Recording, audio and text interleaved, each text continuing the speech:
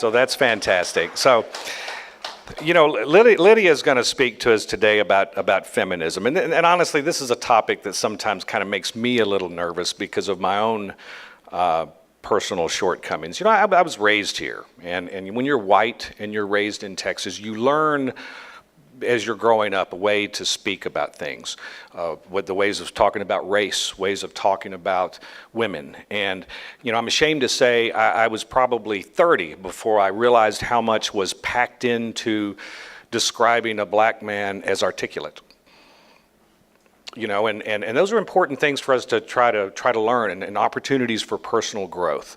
And that's kind of what I hope we're going to get out of this today, because, you know, I was probably in my upper 40s and probably still fall short in terms of some of the things that I say, the jokes that I think might be funny in regards to feminism. And so, I appreciate Lydia coming up and speaking to this about today, and everybody take it in the spirit that it's intended, and find opportunities to grow in terms of how you speak about women's rights, and how you approach the issue of misogyny and whatnot. So, ladies and gentlemen, please give it up for Miss Lydia Allan.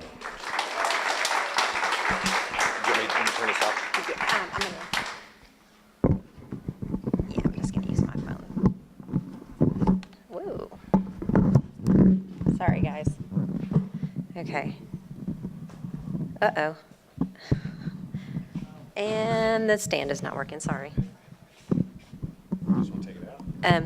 Well, I need it because I need to look at my notes on my phone. How about that? Yeah, that works. Okay. No, well, as long as everybody can hear me. Here we go. Let's turn it this way. Can y'all hear me? There we go. Okay.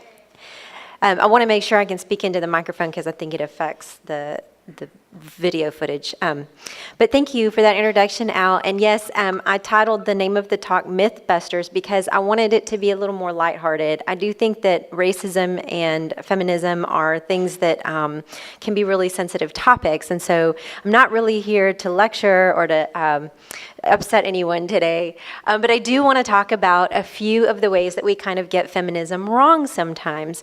So the first thing I'm going to talk about today is how a lot of folks seem to think that feminism is monolithic, and in its monolith that it's quite radical. And I'm here to tell you today that this is a myth that we're going to bust. So one thing that I want to make you aware of is that feminism has actually been around for several hundred years and has occurred in what scholars frequently refer to as waves. So the early feminists were, if we talk about the first wave feminists, were concerned with women's suffrage. They wanted to make sure that women had the right to vote. Occasionally they talked about education for women as well. And so that would be sort of our first wave feminists. Now, one of the drawbacks of early feminism is that many of the feminists were, in fact, white women who may have had their own ideas about people of other races and how society should be arranged hierarchically according to that. And so feminism developed into, later on, something more that was more ambitious, and that was what we would commonly described as the second wave feminism. Its heyday was kind of the 60s, 70s, 80s, right around there. But again, discussions on what affluent white women should be doing and how we can break into places that are inhabited by men frequently leaves out non-affluent folks. It leaves out people of color frequently. And so that is one of the shortcomings of second wave feminism. And so we are now kind of in what we call the third wave of feminism. And there's a lot of misunderstandings about third wave feminism. You'll see folks online say, man, those third wave feminists are so radical. But I really don't think there's much radical about the idea that everybody has dignity, and it really doesn't matter if you're a person of color or, if you're transgender.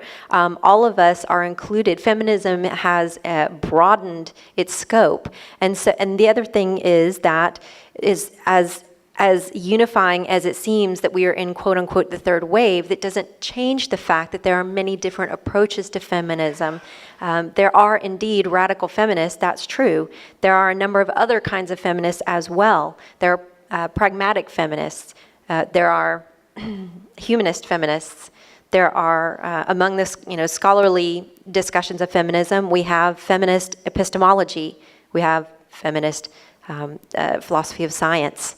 We have a number of ways of thinking about feminism. Some feminists are sex positive, some feminists are sex negative because they see ways that women are treated in the exchange of sex in negative ways. And so in that sense, there is not one monolithic idea about feminism. And when we hear people online say things like feminism is bad, feminism is wrong, feminists hate men, they're radical, none of that is correct. Okay, so another thing about feminism is that beyond being in particular, many scholarly fields of feminism, we do in fact have political feminism as well.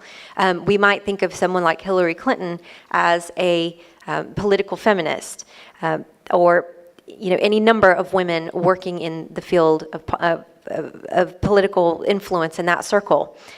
So feminism has many different places where it affects people. We don't just, sorry y'all, my phone is distracting me because it keeps asking me to set up Android Pay. Sorry. That's why I'm like, what? I'm trying to talk here, y'all.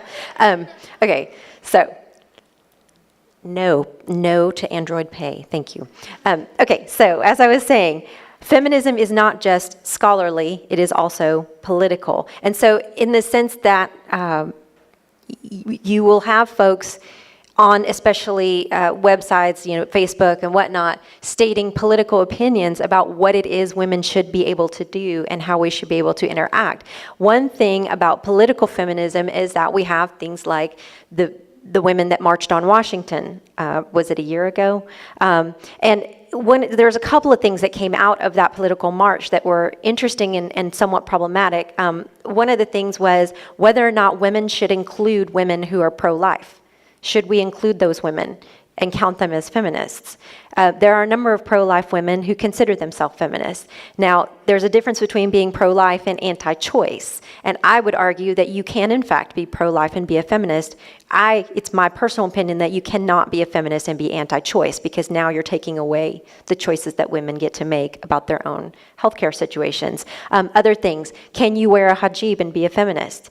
I think the answer to that is actually decidedly yes, because again, we're actually talking about whether or not women have a choice, right? And I've heard a number of folks online say things like, it's the regressive left that thinks it's okay to defend hijab wearing women. I'm like, actually, no, I'm not regressive in any way, shape, or form. If a woman chooses to put a hijab on because she wants to participate in her culture, that is her business, not mine. And I may argue against people who force women into such situations, but that's a whole nother kettle of fish. So that kind of stuff arises out of these political discussions of feminism. Feminism, what I would say, the number one sort of broad, most broad definition of feminism I can come up with without making it a monolithic, is that it is about women, trans, femme, any number of folks that identify on that range of feminine, having choices that they can make in their own lives. And how we negotiate that and how all of that works is nothing, there's nothing monolithic about it. All right, so that's myth number one. Busted. All right, myth number two. Feminism has turned into misandry. So I'm not a feminist, I'm a humanist. Okay, there's some problems with this myth. One of the problems of this myth is that humanism, unfortunately, humanism has been around for a long time, many hundreds of years. But humanism, unfortunately, has a history of disincluding women, right? And so it's interesting to say, I'm not going to choose to use the label feminist, I'm going to choose to be humanist, because that includes everybody. Well, actually, traditionally, it has not always included everybody. A great example of this is the humanists that founded our country. Well, it says right there in our founding documents that all men are created equal. And then when you ask people what that means, they say, well, that means everybody. Well, it kind of didn't mean everybody. It kind of actually meant land-holding, affluent, white men were all created equal, because that was the practicality of it all. So because humanism does in fact have a history of discrimination against both women and people of color, I think it's appropriate to say your brand of humanism is in fact feminism, and that feminism is a humanism. It's a contemporary humanism. Another thing is that there is this idea of reverse sexism that is frequently thrown about. Reverse sexism is this idea that we are already all on a level playing field. It's the idea that if we're all on a level playing field and women are getting special treatment, well, that's really unfair. That's reverse sexism. Well, we're not all on a level playing field. If we were already there, we wouldn't have needs for talks like this. And so the accusation that reverse sexism is happening is, I think it belies a failure to think about the fact that not everybody is, there is not a solid equality around women and people of color present. So the things that we do to help to give women a hand up, there's nothing sexist about that because we are not getting the privileges, the special privileges that other folks are getting. My phone is still asking me to set up Android Pay. I don't know what that's all about. Okay. I know. So that brings us to the topic of special privilege. Special privilege is problematic because what special privilege is, oh my gosh, y'all, sorry. Good Lord, I don't know what's going on. Okay, is it airplane mode? Sorry, y'all. I didn't bring my computer up here because I was like, whoa, what if my computer cuts out and it messes with my talk? And so I downloaded my notes to my phone thinking that wouldn't be an issue. Okay, so when we're talking about special privilege, what we're talking about are sort of the quiet, subtle assumptions that happen just about everywhere there's a certain amount of dignity or a certain amount of trust, if you will, that is granted to some folks and not to others. And so, a humanism like feminism is designed to challenge those ideas, right? If you walk into a room and there's 6 people giving a talk, and there's an older white man giving a talk, and there's a younger African-American woman giving a talk, I mean, who do you think gets sort of the automatic kudos, right? Or sort of seems to be the automatically wise person in the room, right? That kind of special privilege is one of the things that feminism is designed to try to get around. Okay, the other thing is that one of the things I've noticed the most about folks who level charges of feminists as being man-haters, misandrists, is that there's a lot of actual anger towards us for having the gumption to actually ask for equality. It is not seen as equality, it's seen as special privilege in a way that we are asking for. And there are folks that are angry about it because they feel that it affects them personally. So, long story short, feminism is not misandry. Feminism is the idea that women are in fact equal to men, and I am a feminist because I'm a humanist. Myth busted. All right, moving on.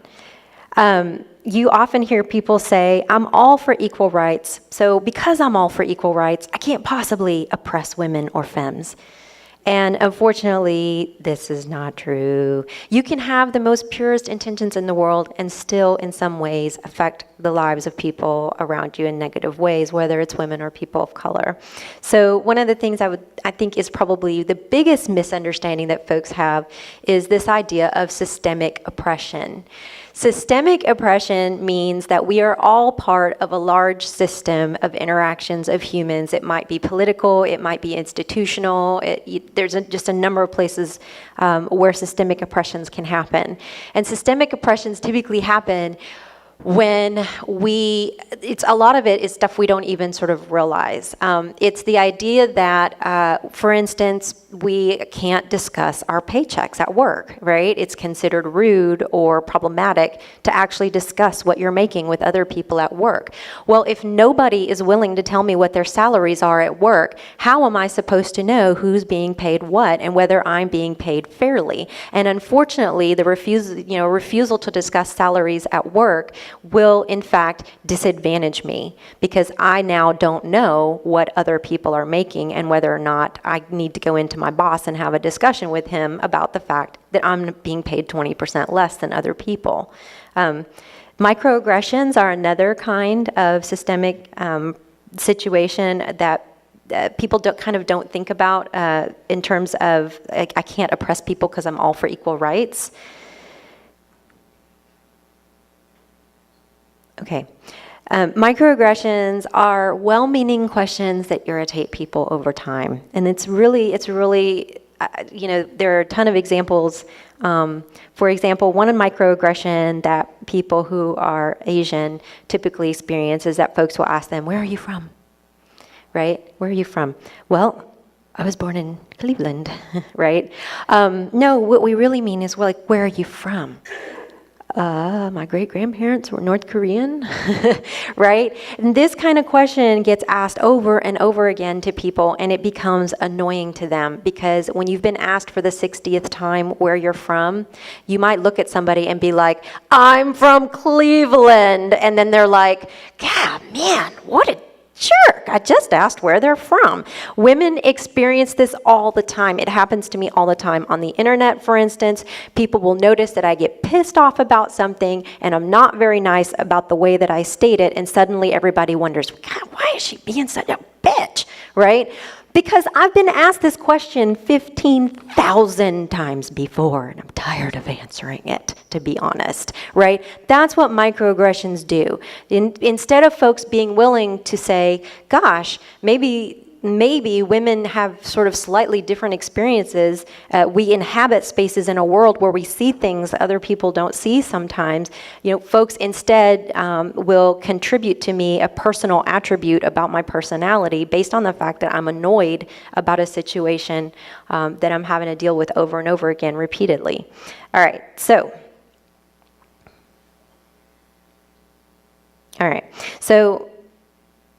systemic oppression, microaggressions. This brings us to well-meaning acts that burden people. Again, you can. One of the things that, I guess, one of the most aggravating things about being a woman sometimes is that people are well-meaning and they have expectations about what I would want. And they try to treat me that way, and it's very kind, and I appreciate it, and I really like it. But some of the assumptions about what I would want are incorrect. What I do not want, for instance, is to have to always do emotional labor on behalf of other people. Like sometimes people want to give me the opportunity to show that I'm kind and that I'm caring, because I'm a woman, that's what I'm supposed to be, right? And so they will ask me or present me an opportunity to do emotional labor, that's what it is, to help myself or to help someone else.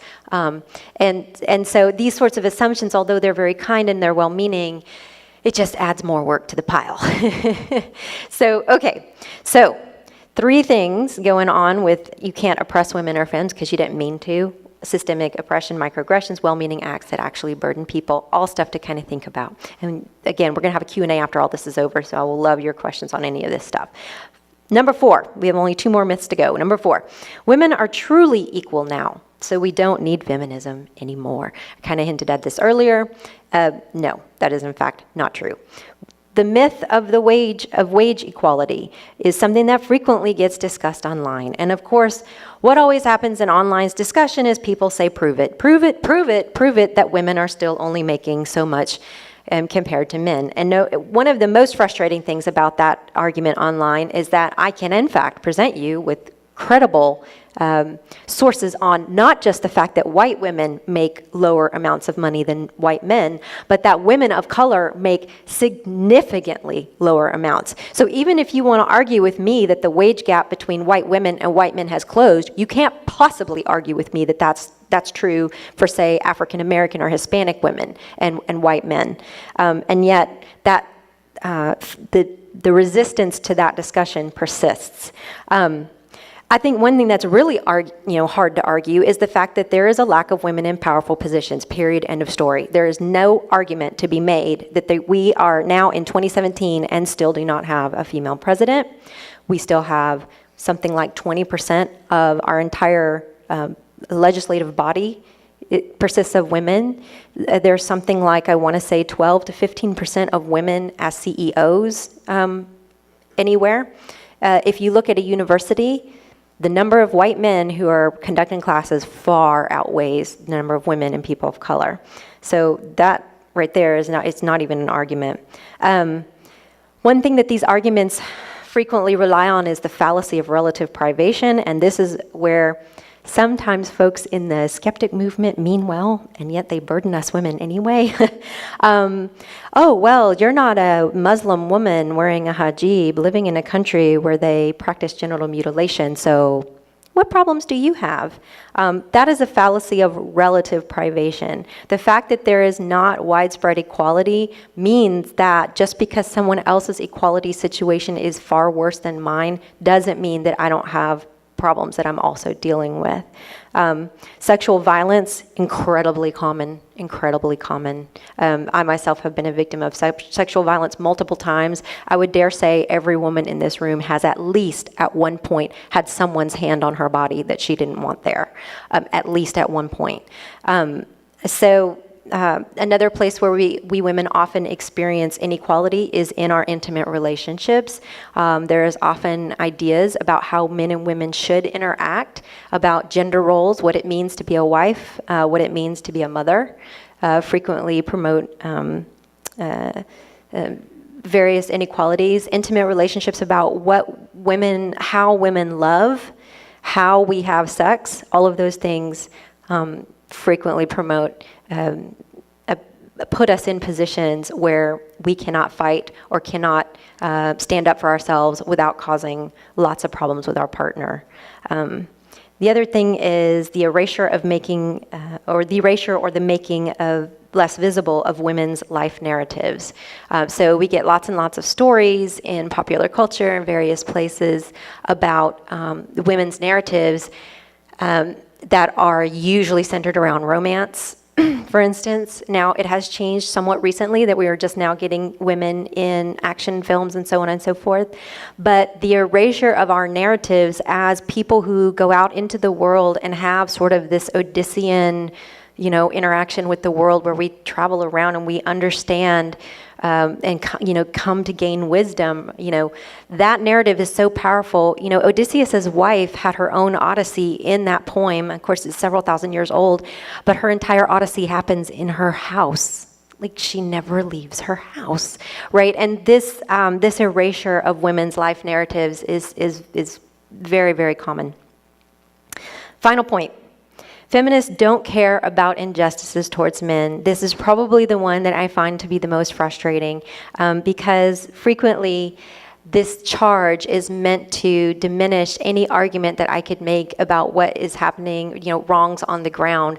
There's always a whataboutism to this. Well, what about, they insert problematic situation here, which in the context of a conversation is a red herring fallacy. Because just because I'm not talking right then about the injustices that men experience doesn't mean that I don't care about them.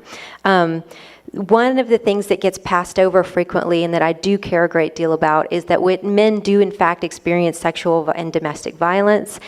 So while the numbers I believe are 1 in 5 women, the numbers are something like 1 in 18 men experience these sorts of violence. Those numbers add up quickly. I mean, there's over 300 million people in this country, which means that translates to millions of men. So we do in fact care a great deal about that. The other whataboutism point that always seems to get inserted into a discussion of feminism, what about the courts? What about the fact that men have to pay child support? And that to me is an entirely separate issue that deserves discussion, but I think it also needs to be contextualized within the idea that in fact, women do make 20% less, and sometimes more than that, than their male counterparts. We frequently, if we're women of color, make 40% less. And so this idea that it's so inherently unfair for a man to pay child support, I'm like, well, I would argue that may be the case, but when we're looking at the numbers as a whole, the fact is that in some ways child support acts as a pay equalizer, especially when you consider the fact that women are the ones who are most frequently situated with the kids and have to be there daily and spend money, their own money on all of that. So all of those myths about feminism, I just kind of wanted to throw out in the audience. I hope it will stir discussion, because at this point, I'm going to stop talking. I'm going to start listening to what you guys have to say. I'm going to take some questions to see if we can have some productive conversation. Yes, hey, Janie. I loved that. Thank you. This isn't really necessarily a question. It's just a situation I'm experiencing. Sure. And I'm having like a what would Lydia Allan do kind of moment. Thank you. Work in a hospital setting, a lot of people, elderly with traumatic brain injury, strokes, dementia.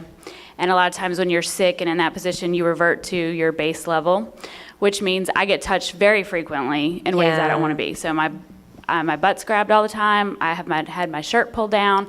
And I found out this week that someone that I treated for several weeks is now home, and the therapist that works with him at home, he has many pictures of me on his phone and other therapists that he took without our knowledge. So what do you do when you have an obligation to provide care for someone that's sick? Yeah, so let's think on this for a second, because you're right. They are in a vulnerable position and are in need of care. You are a care provider, but your dignity should not be affronted in that way, frankly. So, This happens to nurses, and like if you can read on Reddit nurses' experiences. yeah, It's like, not surprising. Yeah, not surprising.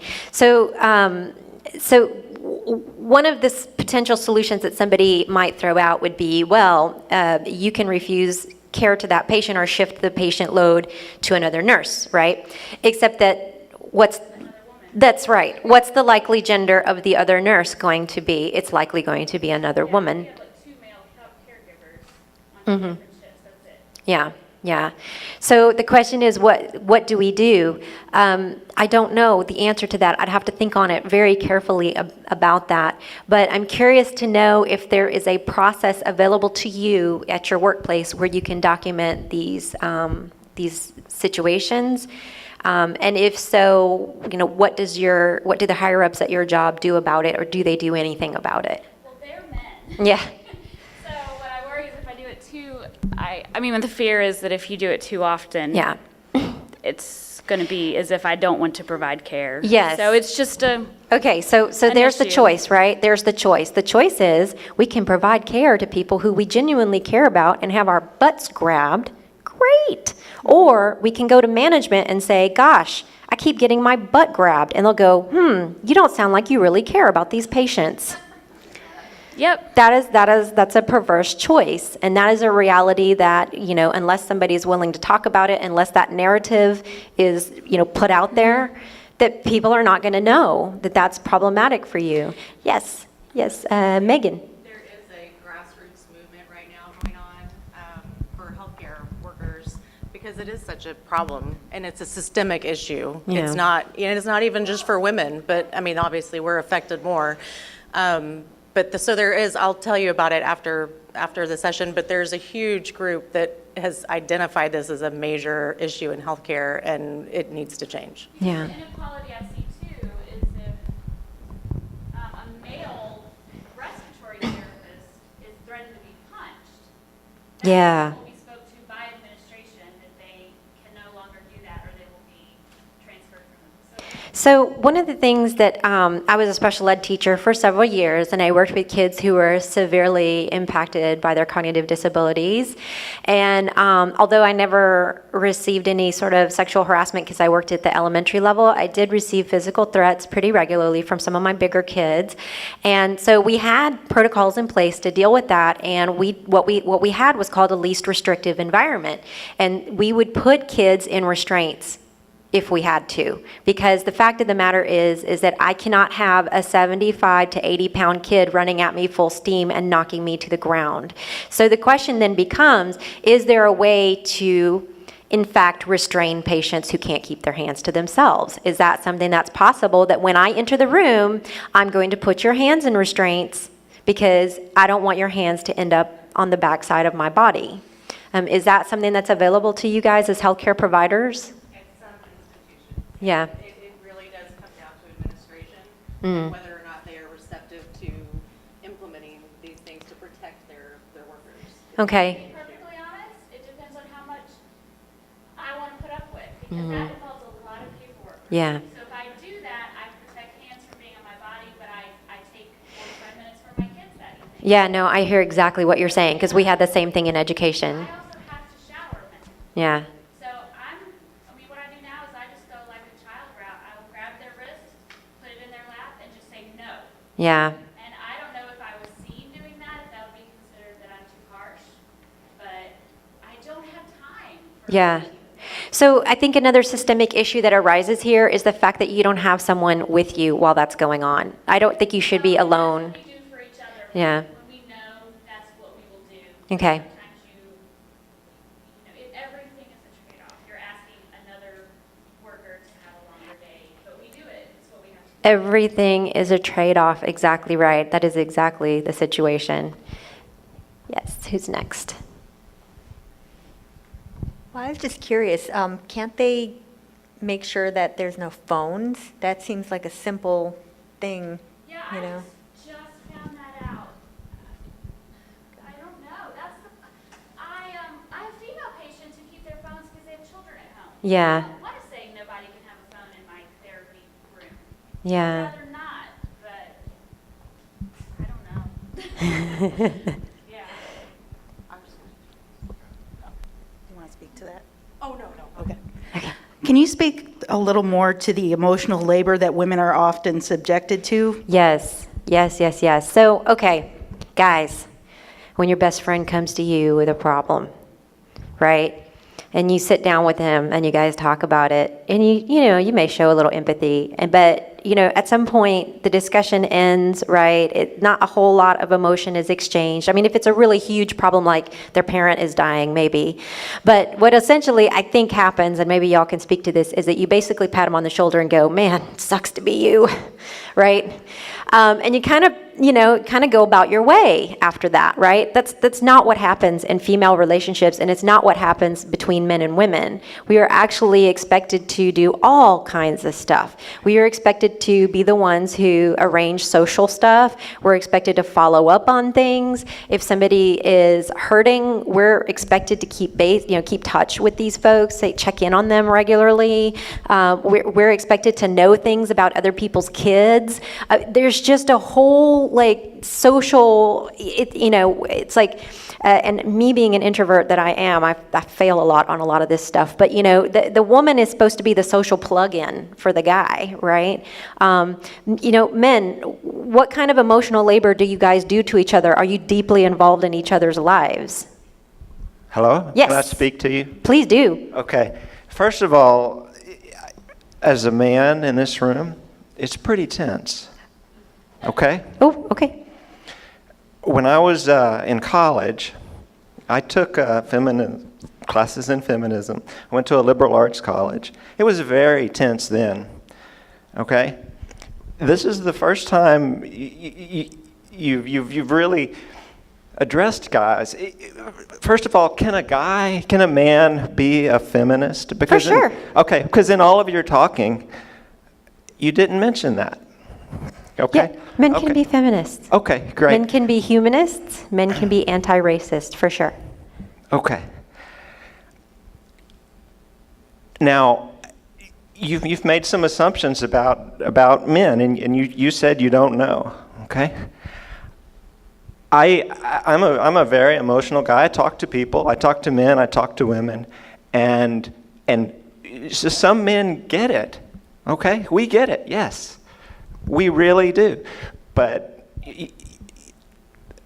sometimes when you get excited, you bring a lot of energy into the situation. And it just makes it very difficult for men to feel like they can speak. Okay? I think that's a really fair criticism, but let me just remind all of us that a lot of the tension that we face because we are looking at our own selves and how we interact with people. And to kind of shift the conversation just a little bit, I should have done a better job of talking about intersectionality, because that is something that I intended to talk more closely about, except that my phone interrupted me 50,000 times to ask me if I wanted to do Android Pay. Anyway, so one of the tensions that we also experience when we look at, say, issues with men and women, we experience tensions when we look at issues of people of color and white people. And I think that it is. I agree with you that it's an uncomfortable thing to look at, and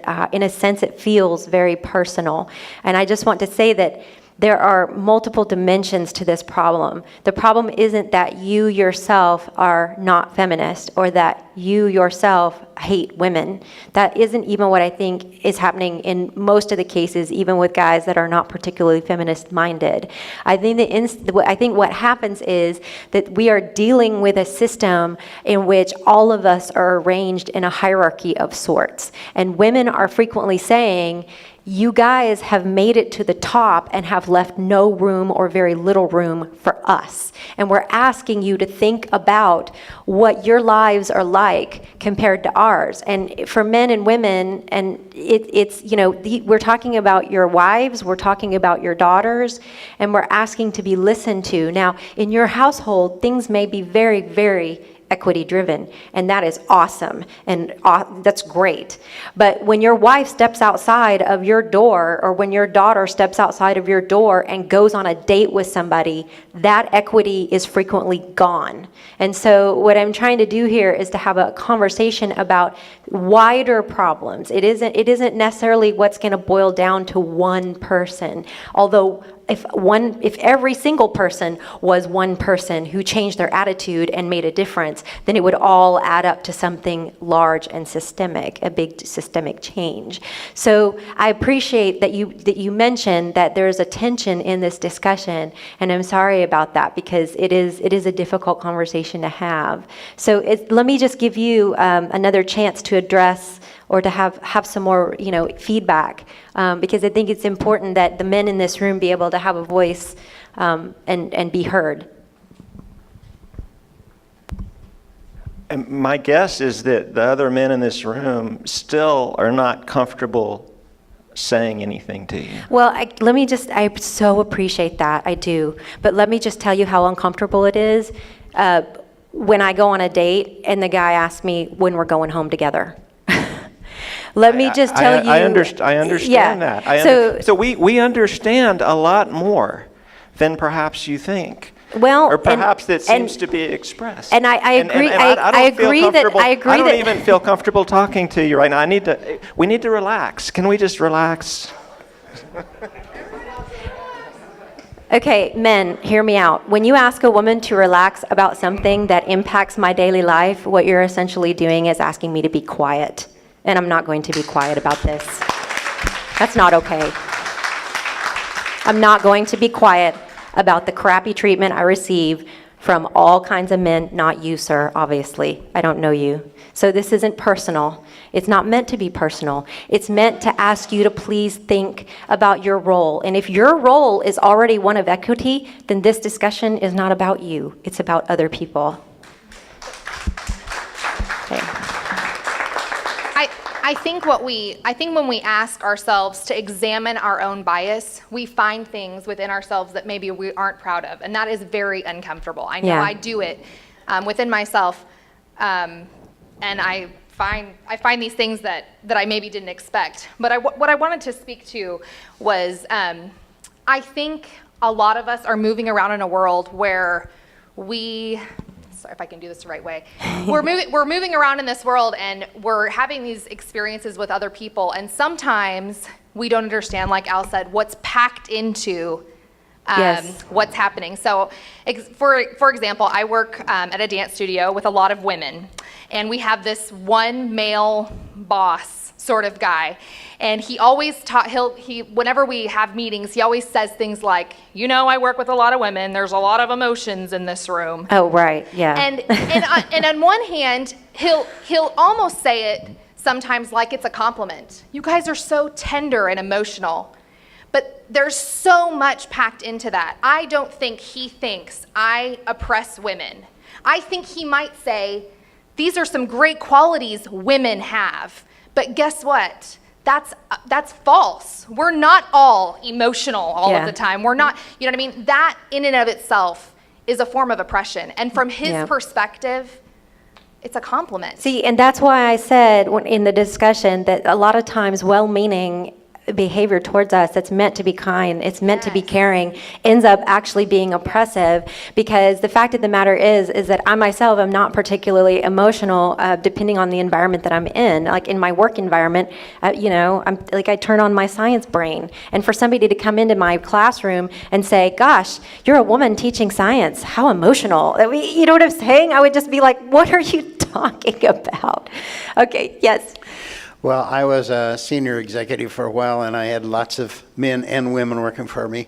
And the biggest problem I usually had was if I promoted a woman into a senior sales position because she was really good. And really good salesmen are very task-oriented, and they are not real people-oriented with the staff. And when a senior sales woman would try and interact with my secretaries, there was big problems. Yeah. I heard secretaries saying things like, I'm not going to take that from that bitch. And she would have taken it if the guy was a Right. male salesman.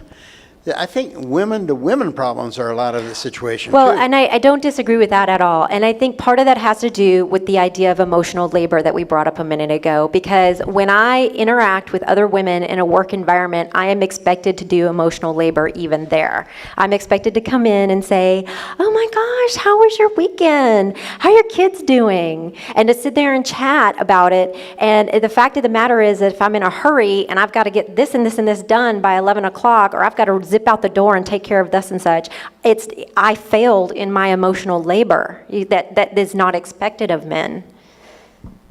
Yeah, okay, next question. Thank you. I wanted to address what you were saying back there. I understand the tension that you feel, because a lot of the times when you're first hearing a lot of this stuff, it feels like you're being attacked specifically. It feels like, we're getting a lot of blame put on the guy, like it's all our fault and we need to change to fix it. And none of us individually have ever actually, maybe, but haven't ever actually actively done something to put women down or make them feel uncomfortable or anything like that. Like, we're not the guys out there, grabbing everybody's butts. So we're like, we're cool, we Right. feel like we're cool. But the women aren't blaming us. They're not saying it's our fault. It's just they want to be heard. They want us to see from their point of view what's going on. Like I have at my work, I have multiple coworkers that are the same position as I am. I have an office, and the other guy has an office, and all the other females, they have cubicles. And that's just kind of how it started off. And we have the same pay, same position, everything, but somehow I get a office because they don't, and they didn't for some reason, obvious reasons, but it's not like they intentionally thought, well, I'm going to give the guy the office. It's just, that's kind of the way it seemed like it should happen, because he deserves an office because he's been working or something like that. So it's not really about being attacked. It's not that it's our fault. It's that they just want to be heard and, want us to maybe look around a little bit, and see what's going on. It's not really about it being attacked. Thank you. I think you made an interesting point over there, is that a lot of the times, at least what I've faced, is that other women seem to be For a large sure. part of the problem, because For I'm a sure. stay-at-home mom, and a lot of the condescension that I've ever faced has been from other women. Yeah. So you say, what do you do? And I say, well, I'm a stay-at-home mom. And you get the, oh. Oh, yeah, yeah. Like I don't do anything. And a lot of times that comes from the female side. So that's what I kind of mentioned a minute ago about, like, can a feminist wear a hijab? Can a feminist be a stay-at-home mom? Yes, you can. It's your choice. You know what I'm saying? And so, I think feminism, the broadest conception of feminism, includes women making choices that are right for them. So, yeah, if you want to be a stay-at-home mom, that is what you're doing, and that is your choice, and there's nothing absolutely wrong with that whatsoever. And I hate that we even have to stand here and say that there's nothing wrong with it, because it should just be obvious that there's nothing wrong with that. I am an adjunct, right, which means I work part-time, which means that I also am a part-time stay-at-home mom, and I love that. I love having that opportunity. So, the fact that I don't work 15 hours a day, because here's the perverse choice that happens to you when you're a woman, when you have to work 15 hours a day. Do you know how many people will say, oh, well, she's the vice president of operations at such and such, but you know what? She doesn't, she's away from her kids 15 hours a day. What kind of mom does that? right? Nobody ever says that about men. Nobody ever says, what kind of dad is the vice president of operations and spends 15 hours a day away from his kids? What a jerk. Nobody says that. So, yeah, I appreciate the comment. Thank you. Hey. Hey, I have a question for you. What can moms do that are raising boys? And I think that's where we can make an impact, but I myself am having a hard time raising Right. feminist boys, or Right. trying to, they feel personally attacked by feminism, and I don't know. So that's part of the question, right? I'm a mother of a son. That's my only child, my son. And what's going to happen 15 years from now when he comes home and says to me, I got all these buddies that think feminism is stupid, right? Like, that's the battle that we're going to have to fight. I think that there's a number of things that we can do. We can try to have a home that encourages equity, which obviously I think yours does, mine does. And we can try to talk to them about what it is their buddies say to them. We can talk to them about the dates they go on with women, how they treat women, and what's expected. Because even hookup culture, I find, and let me just be clear about this with hookup culture. I don't think there's anything wrong with two folks hooking up. If that is your bag, man, go for it, do it.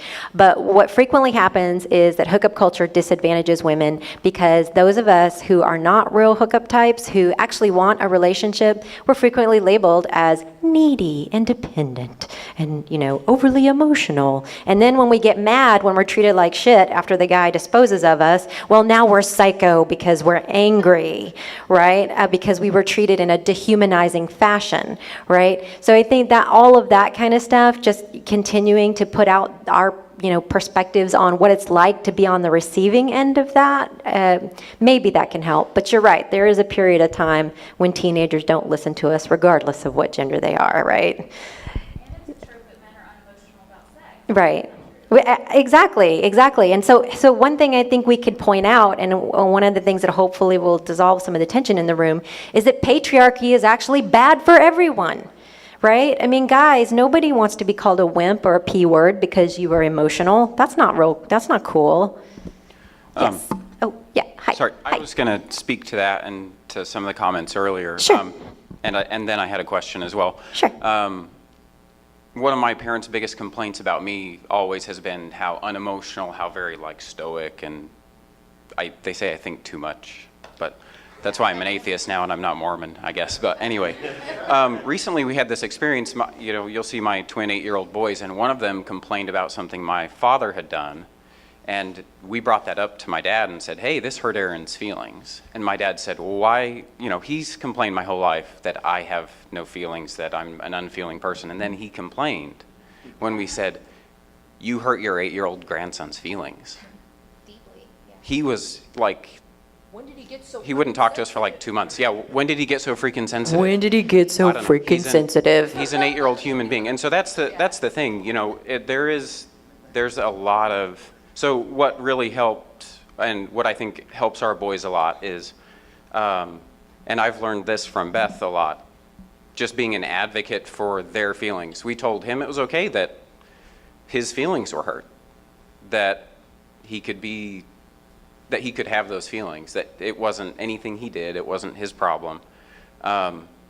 Because there is a lot of pressure, I've felt it my whole life, for men to be a certain way and to expect women to be a certain way. That is true. And let me just real quickly, before you ask your question, Brené Brown, y'all. Brené Brown, I love her. Brené Brown actually has a talk about vulnerability. And one of the things she said is that a guy came up to her after one of her talks and said, my wife and daughter would rather see me hoisted on a petard than to see me cry, because it would frighten them. And I think that is somewhat true. I think that maybe not the folks in this room, because it looks like a bunch of us humanists are pretty sensitive folks, but there is a number of women who are afraid. And I can tell you, as a Southern woman, I am taught to be afraid of emotional men. Why? Because an emotional man cannot protect you from a violent man. That's why.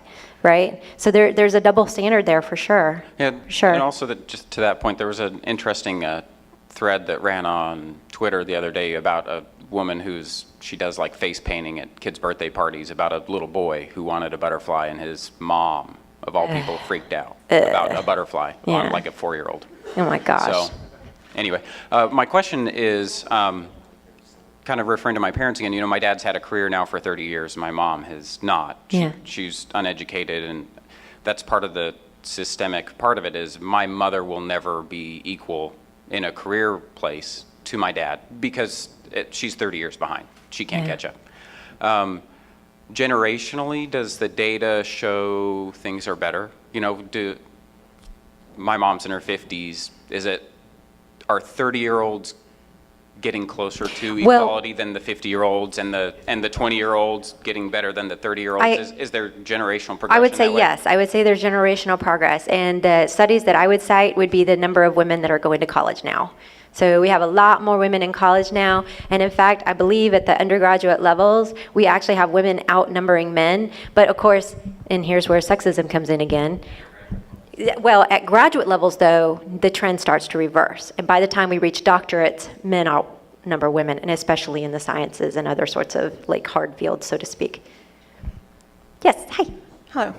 Well, we kind of have talked about this a little bit, but the thing that I wanted to bring up was how men are evolving as we women are evolving. Sure. So, like, you know, as a strong woman, when I go out on a date, I feel like sometimes that I don't know where that man's coming from or what his emotional background is or like that. And so I never know how to interact. And I think that sometimes men don't know how to interact with stronger women too.